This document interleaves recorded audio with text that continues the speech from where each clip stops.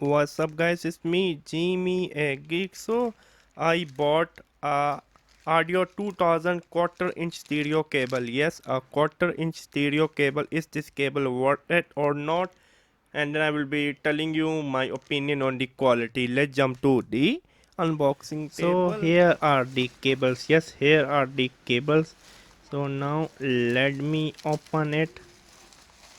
Again, this is a add-on which I add from Amazon. Okay, here we go.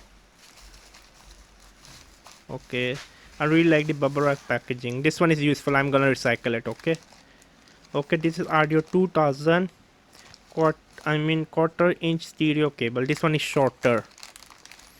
Yeah, this one is like really very short. Around 6 inch, I think so. Yeah.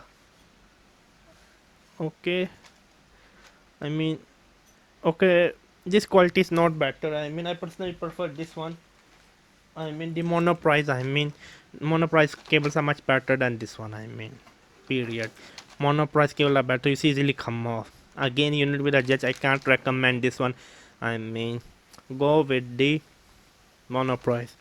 So yeah, it was me, Jimmy. Again, make sure to subscribe and bye. I can't recommend. Bye.